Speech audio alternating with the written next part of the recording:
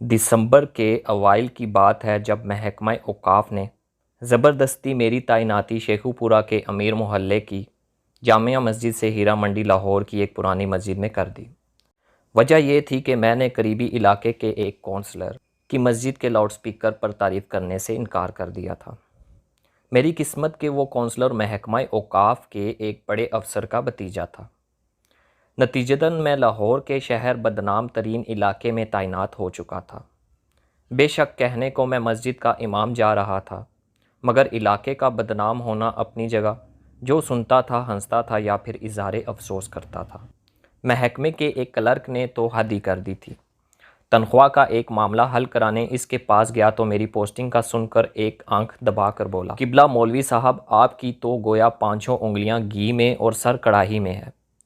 میں تو گویا زمین میں 6 فٹ نیچے گڑ گیا۔ پھر اللہ بلّہ کرے میری بیوی کا، جس نے مجھے تسلی دی اور سمجھایا کہ امامت ہی تو ہے کسی بھی مسجد میں صحیح، اور میرا کیا ہے، میں تو ویسے بھی گھر سے نکلنا پسند نہیں کرتی، پردے کا کوئی مسئلہ نہیں ہوگا، اور پھر ہمارے کون سے بچے ہیں کہ ان کے بگڑنے کا ڈر ہو۔ بیوی کی بات سن کر تھوڑا دل کو اطمینان ہوا اور ہم نے سامان باندھنا شروع کیا۔ بچوں کا ذکر چھڑ ہی گیا تھا تو یہ بتاتا چلوں کہ شادی کے 22 سال گزرنے کے باوجود اللہ نے ہمیں اولاد جیسی نعمت سے محروم ہی رکھنا مناسب سمجھا تھا۔ خیر اب تو شکوہ شکایت بھی چھوڑ چکے تھے۔ دونوں میاں بیوی جب کسی کا بچہ دیکھ کر دل دکھتا تھا تو میں یاد الہی میں دل لگا لیتا، اور وہ بھلی ماں کسی کونے قدرے میں منہ دے کر کچھ آنسو بہا لیتی۔ سامان باندھ کر ہم دونوں میاں بیوی نے اللہ کا نام لیا اور لاہور جانے کے لیے ایک پرائیویٹ بس میں سوار ہو گئے۔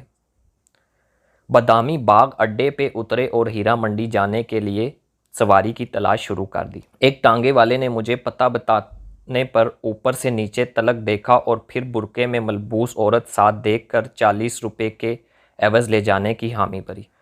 تانگا چلا تو کوجبان نے میری ناقص معلومات میں اضافہ یہ کہہ کر کیا کہ میاں جی جہاں آپ کو جانا ہے اسے ہیرا منڈی نہیں ٹبی گلی کہتے ہیں۔ 15-20 منٹ میں ہم پہنچ گئے۔ دوپہر کا وقت تھا، شاید بازار کھلنے کا وقت نہیں تھا۔ دیکھنے میں تو عام سا محلہ تھا، وہی ٹوٹی پھوٹی گلیاں، میلے کرتوں کے غلیظ دامن سے ناک پونچھتے ننگ دھڑک بچے، نالیوں میں کالا پانی اور کوڑے کے ڈھیر میں منڈلاتی بے حساب مکھیاں، سبزیوں پھلوں کے ٹھیلے والے اور ان سے بحث کرتی کھڑکیوں سے آدھی باہر لٹکتی عورتیں۔ فرق تھا تو صرف اتنا تھا کہ پان سگریٹ اور پھول والوں کی دکانیں کچھ زیادہ تھی۔ دکانیں تو بند تھی مگر ان کے نئے پرانے بورڈ اصل کاروبار کے خبر دے رہے تھے۔ مسجد کے سامنے ٹانگا کیا رکا، مانو محلے والوں کی عید ہوگی۔ پتہ نہیں کن کن کونوں قدروں سے بچے اور عورتیں نکل کر جمع ہونے لگی۔ ملی جلی آوازوں نے آسماں سر پر اٹھا لیا۔ اے نیا مولوی ہے، بیوی بھی ساتھ ہے، پچھلے والے سے تو بہتر ہی ہوگا۔ کیا پتہ لگتا ہے بہن، مرد کا کیا اعتبار۔ ہاں ہاں صحیح کہتی ہو، داڑھی والا مرد تو اور بھی خطرناک ہوتا ہے۔ عجیب طوفان بدتمیز تھا۔ مکالموں اور فکروں سے یہ معلوم پڑتا تھا کہ جیسے طوائفوں کے محلے میں کوئی مولوی نہیں بلکہ شرفا کے محلوں میں کوئی طوائف آ گئی ہو۔ اس سے پہلے کہ میرے ضبط کا پیمانہ لبریز ہوتا، خدا خوش رکھے غلام شبیر کو جو مولوی صاحب کرتا دوڑتا آیا اور ہجوم کو وہاں سے بھگا دیا۔ پتہ چلا کہ مسجد کا خادم ہے اور عرصہ 25 سال سے اپنی فرائض مبنی نہایت محنت اور دیانتداری سے ادا کر رہا تھا۔ بھائی طبیعت خوش ہو گئی اس سے مل کے۔ دبلا پتلا پکی عمر کا مرد، لمبی سفید داڑھی، صاف ستھرا سفید پاجامہ کرتا، کندھے پہ چادر، پیشانی پہ محراب کا کالا نشان، سر پہ سفید ٹوپی اور نیچی نگاہیں۔ سادہ اور نیک آدمی اور منہ پہ شکایت کا ایک لفظ نہیں۔ بوڑھا آدمی تھا مگر کمال کا حوصلہ و ہمت رکھتا تھا۔ سامان سنبھالتے اور گھر کو ٹھیک کرتے ہفتہ 10 دن لگ گئے۔ گھر کیا تھا، 2 کمروں کا کوارٹر تھا۔ مسجد سے متصل ایک چھوٹا سا باورچی خانہ، ایک اس سے بھی چھوٹا غسل خانہ اور بیت الخلاء، اور ایک ننھا منا سا صحن۔ بہرحال ہم میاں بیوی کو بڑا گھر کس لیے چاہیے تھا؟ بہت تھا ہمارے لیے، بس ارد گرد کی عمارتیں اونچی ہونے کی وجہ سے تاریکی بہت تھی۔ دن 12 بجے بھی شام جیسا اندھیرا چھایا رہتا تھا۔ گھر ٹھیک کرنے میں غلام شبیر نے بہت ہاتھ بٹایا۔ صفائی کرنے سے دیواریں چونا کرنے تک، تھوڑا خریدنے پہ پتہ چلا کہ یہاں آنے والے ہر امام مسجد کے ساتھ غلام شبیر گھر کا کام بھی کرتا تھا۔ بس تنخواہ کے نام پہ غریب 2 وقت کا کھانا مانگتا تھا اور رات کو مسجد میں ہی سوتا تھا۔ یوں اس کو رہنے کی جگہ بھی مل جاتی تھی اور مسجد کی حفاظت بھی ہو جاتی تھی۔ ایک بات جب سے میں آیا تھا دماغ میں کھٹک رہی تھی، سو ایک دن غلام شبیر سے پوچھ ہی لیا، میاں یہ بتاؤ کہ پچھلے امام مسجد کے ساتھ کیا ماجرا گزرا؟ وہ تھوڑا ہچکچایا اور پھر ایک طرف لے گیا کہ بیگم کے کان میں آواز نہ پڑے۔ میاں جی اب کیا بتاؤں آپ کو؟ جوان آدمی تھے اور غیر شادی شدہ بھی، محلے میں بلا حسن کی کیا کمی ہے، بس دل آ گیا ایک لڑکی پہ۔ لڑکی کے دلائل بھلا کہاں جانے دیتے تھے۔ سونے کی چڑیا کو پہلے تو انہوں نے مولانا کو سمجھنے بجھانے کی کوشش کی، پھر ڈرایا دھمکایا لیکن مولانا نہیں مانے۔ ایک رات لڑکی کو بھگا لے جانے کی کوشش کی، بادامی باغ اڈے پر ہی پکڑے گئے۔ ظالموں نے اتنا مارا پیٹا کہ مولانا جان سے گئے۔ غلام شبیر نے نہایت افسوس کے ساتھ ساری کہانی سنائی۔ پولیس وغیرہ، قاتل پکڑے نہیں گئے؟ میں نے گھبرا کر پوچھا۔ غلام شبیر ہنسنے لگا، کمال کرتے ہیں آپ بھی میاں جی، پولیس بھلا ان لوگوں کے چکروں میں کہاں پڑتی ہے، بس اپنا بھتہ وصول کیا اور غائب۔ اور ویسے بھی کوتوال صاحب خود اس لڑکی کے عاشقوں میں شامل تھے۔ لا حول ولا قوت الا باللہ، کہاں اس جہنم میں پھنس گئے۔ میں یہ سن کر سخت پریشان ہوا۔ آپ کیوں فکر کرتے ہیں میاں جی، بس چپ کر کے نماز پڑھیں اور پڑھائیں۔ دن کے وقت کچھ بچے آ جایا کریں گے، ان کو قرآن پڑھا دیں، باقی بس اپنے کام سے کام رکھیں گے تو کوئی تنگ نہیں کرتا یہاں۔ بلکہ مسجد کا امام اچھا ہو تو گناہوں کی اس بستی میں لوگ صرف عزت کرتے ہیں۔ غلام شبیر نے میری معلومات میں اضافہ کرتے ہوئے بتایا تو میری جان میں جان آئی۔ انہی شروع کے ایام میں ایک واقعہ ہوا۔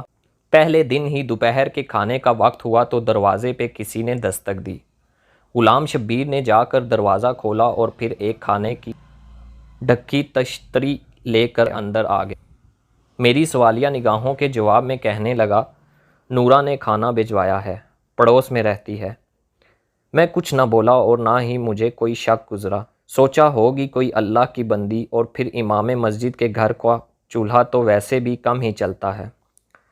بہرحال جب اگلے 2 دن بھی یہی معمول رہا تو میں نے سوچ کہ یہ کون ہے جو بغیر کوئی احسان جتائے احسان کیے جا رہی ہے۔ عشاء کی نماز کے بعد مسجد میں ہی تھا کہ غلام شبیر کو آواز دے کر بلایا اور پوچھا، میاں غلام شبیر یہ نورا کہاں رہتی ہے؟ میں چاہتا ہوں میری گھر والی جا کر اس کا شکریہ ادا کرے۔ غلام شبیر کے تو اوسان قطع ہو گئے۔ یہ سن کر وہ ہنسنے لگا اور کہنے لگا، میاں جی نہیں جا سکتی جی وہاں۔ میں نے حیرانگی سے مزید استفسار کیا تو گویا غلام شبیر نے پہاڑ ہی توڑ دیا میرے سر پر۔ میاں جی اس کا پورا نام تو پتہ نہیں کیا ہے، مگر سب اس کو نورا کنجری کے نام سے جانتے ہیں۔ پیشہ کرتی ہے جی۔ پیشہ کرتی ہے یعنی طوائف ہے، اور تم ہمیں اس کے ہاتھ کا کھلاتے رہے ہو؟ استغفر اللہ استغفر اللہ۔ غلام شبیر کچھ شرمسار ہوا اور میرا غصہ دیکھ کر تھوڑی دیر بعد ہمت کر کے بولا، میاں جی یہاں تو سب ایسے ہی لوگ رہتے ہیں، ان کے ہاتھ کا نہیں کھائیں گے تو مستقل چولہا جلانا پڑے گا، جو آپ کی تنخواہ میں ممکن نہیں ہے۔ یہ سن کر میرا غصہ اور تیز ہو گیا۔ ہم شریف لوگ ہیں، غلام شبیر بھوکے مر جائیں گے مگر طوائف کے گھر کا کھانا نہیں کھائیں گے۔ میرے تیور دیکھ کر غلام شبیر کچھ نہ بولا، مگر اس دن کے بعد سے نورا کنجری کے گھر سے کھانا کبھی نہ آیا۔ جس مسجد کا میں امام تھا، عجیب بات یہ تھی کہ اس کا کوئی نام نہیں تھا، بس طبی مسجد کے نام سے مشہور تھی۔ ایک دن میں نے غلام شبیر سے پوچھا کہ میاں نام کیا ہے اس مسجد کا؟ وہ ہنس کر بولا، میاں جی اللہ کے گھر کا کیا نام رکھنا، پھر بھی کوئی تو نام ہوگا، سب مسجدوں کا ہوتا ہے۔ میں کچھ کھسیانہ ہو کر بولا، بس میاں جی بہت نام رکھے، جس فرقے کا مولوی آتا پچھلا نام تبدیل کر کے نیا رکھ لیتا تھا، آپ ہی کوئی اچھا سا رکھ لیں۔ وہ سر کھجاتا ہوا بولا۔ میں سوچ میں پڑ گیا، گناہوں کی اس بستی میں اس واحد مسجد کا کیا نام رکھا جائے؟ کیا نام رکھا جائے مسجد کا؟ ہاں موتی مسجد ٹھیک رہے گا۔ گناہوں کے کیچڑ میں چمکتا پاک صاف موتی۔ دل ہی دل میں نے مسجد کے نام کا فیصلہ کیا اور اپنی پسند کو داد دیتا اندر کی جانب بڑھ گیا، جہاں بیوی کھانا لگائے میری منتظر تھی۔ اب بات ہو جائے قرآن پڑھنے والے بچوں کی۔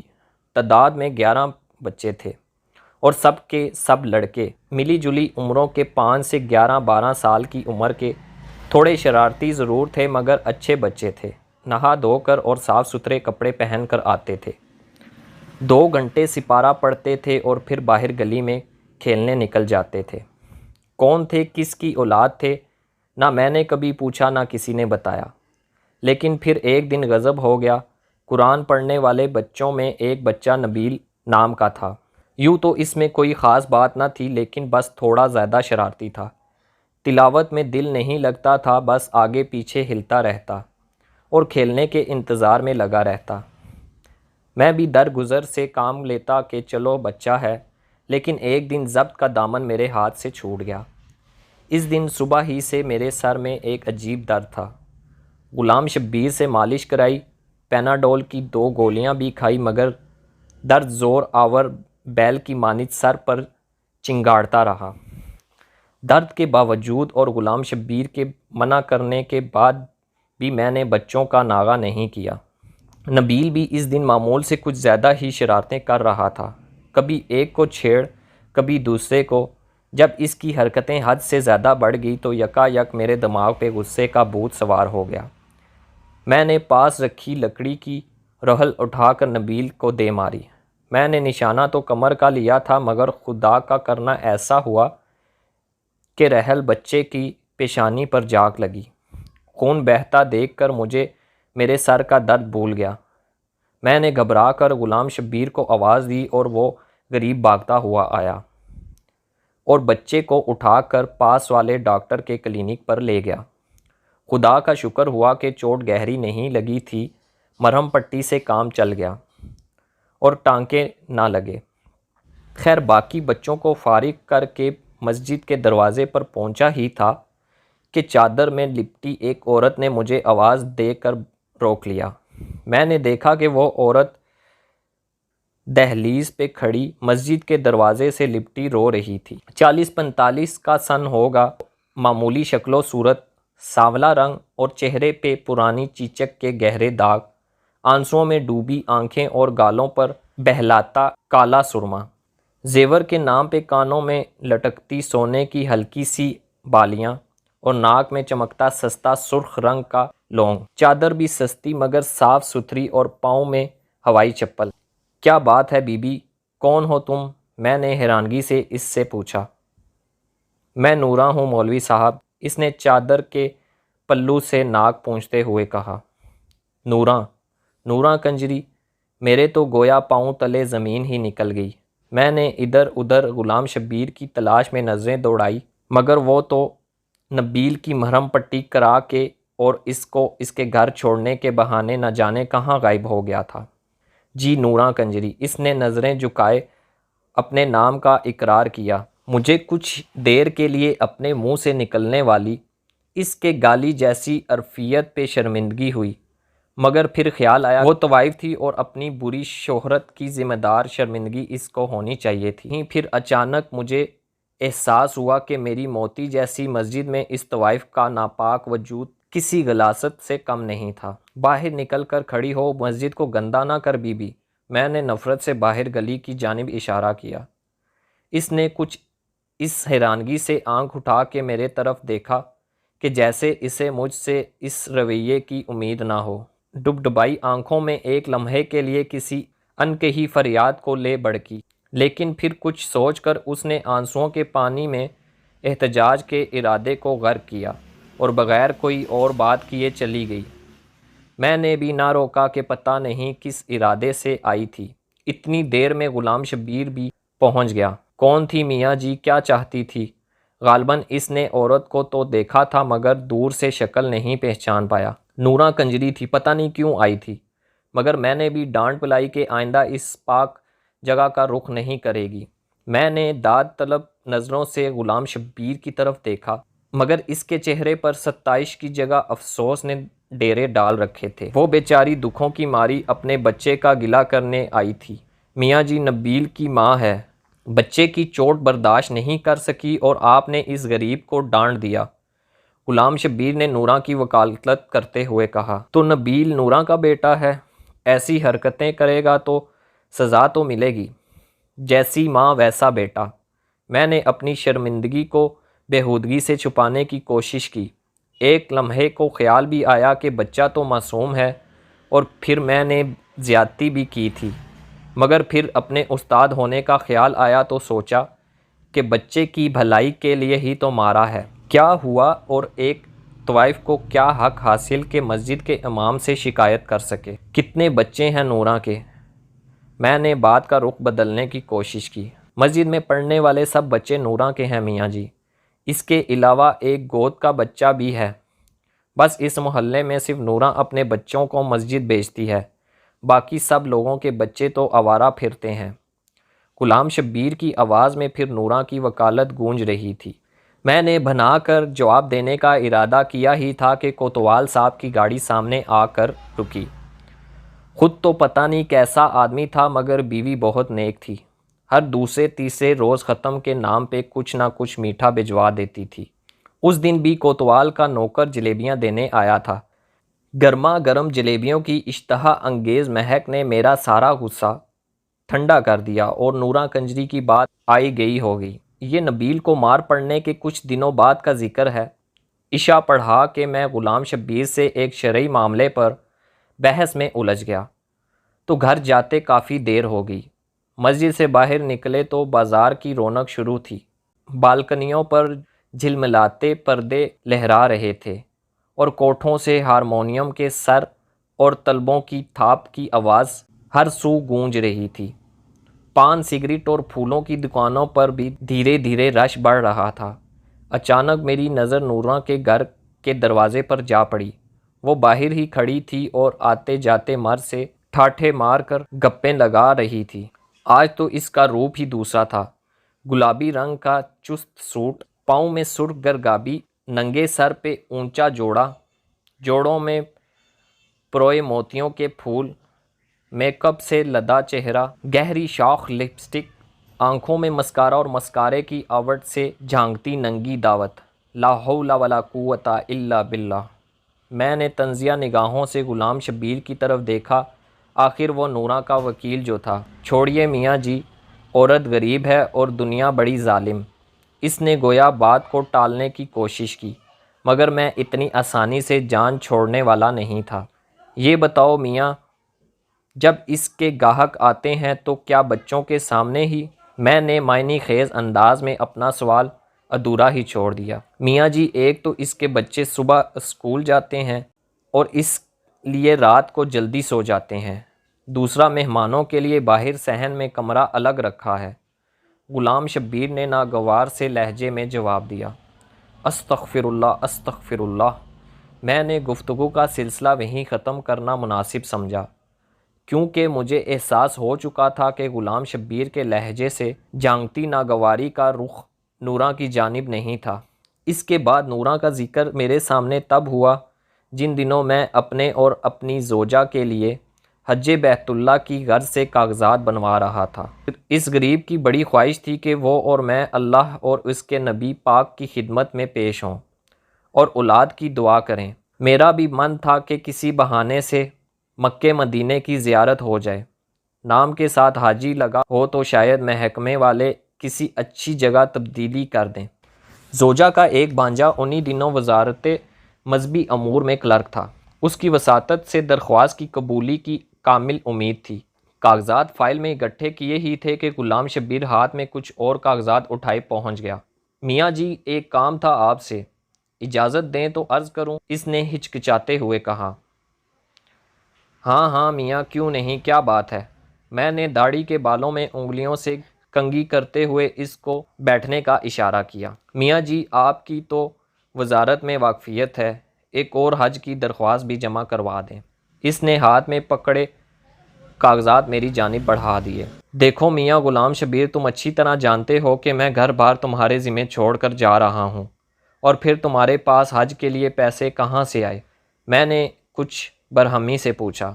نہیں نہیں میاں جی، آپ غلط سمجھ رہے ہیں، یہ میری درخواست نہیں ہے، نوراں کی ہے، اس نے سہم کر کہا۔ کیا؟ میاں ہوش میں تو ہو؟ نوراں کنجری اب مکے مدینے جائے گی، اور وہ بھی اپنے ناپاک پیشے کی رقم سے؟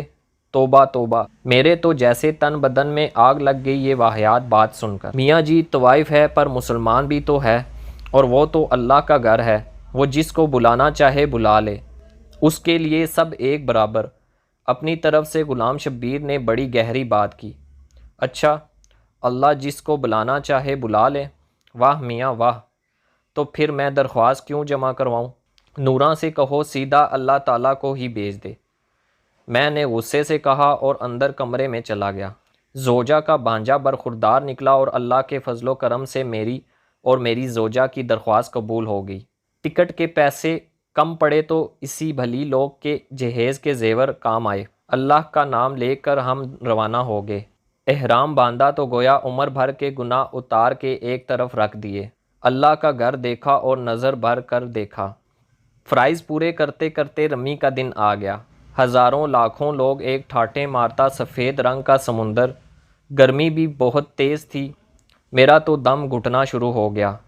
زوجہ بیچاری کی حالت بھی غیر ہوتی جا رہی تھی۔ اوپر سے غضب کچھ یہ ہوا کہ میرے ہاتھ سے اس غریب کا ہاتھ چھوٹ گیا۔ ہاتھ کیا چھوٹا، لوگوں کا ایک ریلا مجھے رگیتا ہوا پتہ نہیں کہاں سے کہاں لے گیا۔ عجب حالت تھی، کسی کو دوسرے کا خیال نہیں تھا، ہر کوئی بس اپنی جان بچانے کے چکر میں تھا۔ میں نے بھی لاکھ اپنے آپ کو سنبھالنے کی کوشش کی، مگر پیر رپٹ ہی گیا۔ میں نیچے کیا گرا، ایک عذاب نازل ہو گیا۔ ایک نے میرے پیٹ پہ پیر رکھا تو دوسرے نے میرے سر کو پتھر سمجھ کر ٹھوکر مار دی۔ موت میری آنکھوں کے سامنے ناچنے لگی۔ میں نے کلمہ پڑھا اور آنکھیں بند کی ہی تھی کہ کسی اللہ کے بندے نے میرا دایاں ہاتھ پکڑ کر کھینچا اور مجھے سہارا دے کر کھڑا کر دیا۔ میں نے سانس درست کی اور اپنے محسن کا شکریہ ادا کرنے کے لیے اس کی طرف نگاہ کی۔ مانو ایک لمحے کے لیے تو بجلی ہی گر پڑی۔ کیا دیکھتا ہوں کہ میرا ہاتھ مضبوطی سے تھامے نوراں کنجری کھڑی مسکرا رہی تھی۔ یہ ناپاک عورت یہاں کیسے آ گئی؟ اس کی حج کی درخواست کس نے اور کب منظور کی؟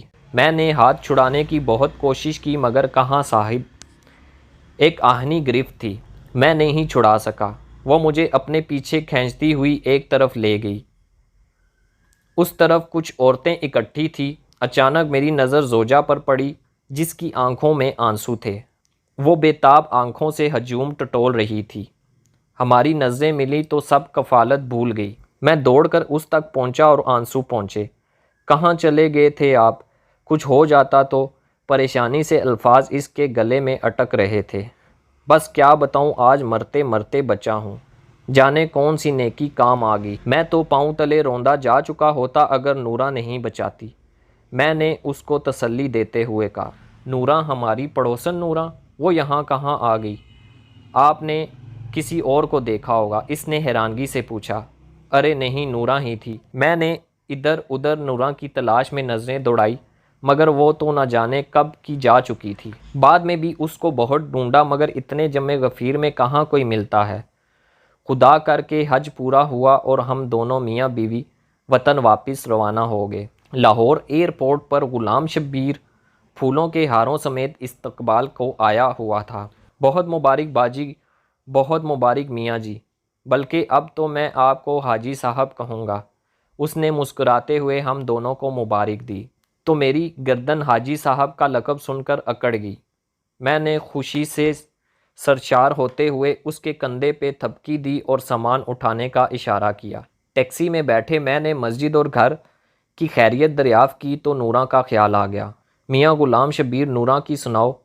میرا اشارہ اس کی حج کی درخواست کے بارے میں تھا۔ اس بیچاری کی کیا سناؤں میاں جی، لیکن آپ کو کیسے پتہ چلا؟ اس نے حیرانگی سے میری جانب دیکھا۔ بس ملاقات ہوئی تھی مکے شریف میں، میں نے اس کے لہجے میں چھپی اداسی کو اپنے غلط فہمی سمجھا۔ مکے شریف میں ملاقات ہوئی تھی؟ مذاق نہ کرے میاں جی، نوراں تو آپ کے جانے کے اگلے ہی دن قتل ہو گئی تھی۔ اس نے گویا میرے سر پر بم پھوڑا۔ قتل ہو گئی تھی؟ میں نے حیرت سے پوچھا۔ جی میاں جی، بیچاری نے حج کے لیے پیسے جوڑ رکھے تھے، اس رات کوئی گاہک آیا اور پیسوں کے پیچھے قتل کر دیا غریب کو۔ ہمیں تو صبح کو پتہ چلا جب اس کے بچوں نے اس کی لاش دیکھی، شور مچایا تو سب اکٹھے ہوئے، پولیس والے بھی پہنچ گئے اور اس کی لاش پوسٹ مارٹم کے لیے لے گئے۔ ابھی کل ہی میں مردہ خانے سے میت لے کر آیا ہوں، آج صبح ہی تدفین کی اس کی۔ غلام شبیر کی آواز آنسوؤں میں بھیگ رہی تھی۔ قاتل کا کچھ پتہ چلا؟ میں ابھی بھی حیرانگی کی گرفت میں تھا۔ پولیس کے پاس اتنا کہاں وقت ہوتا ہے میاں جی کہ طوائفوں کے قاتلوں کو ڈھونڈے۔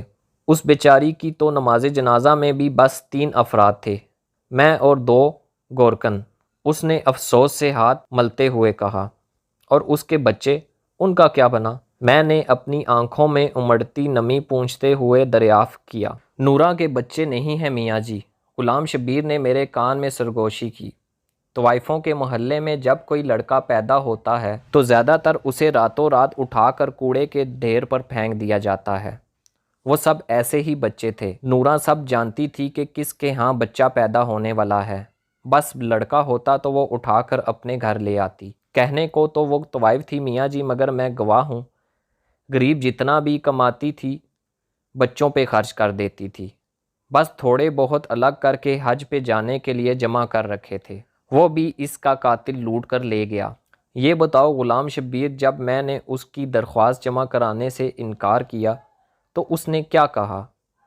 مجھ پہ حقیقتوں کے درد کھلنا شروع ہو چکے تھے۔ بس میاں جی کیا کہتی بیچاری، آنکھوں میں آنسو آ گئے، آسمان کی جانب ہاتھ اٹھائے اور کہنے لگی کہ بس تو ہی اس کنجری کو بلائے تو بلا لے۔ مجھ پر تو پوچھو گھڑوں پانی پڑ گیا۔ تعصف کی ایک آندھی چل رہی تھی، ہوا کے دوش میری خطائیں آڑ رہی تھیں، گناہوں کی مٹی چل رہی تھی اور میری آنکھیں اندھیائی جا رہی تھیں۔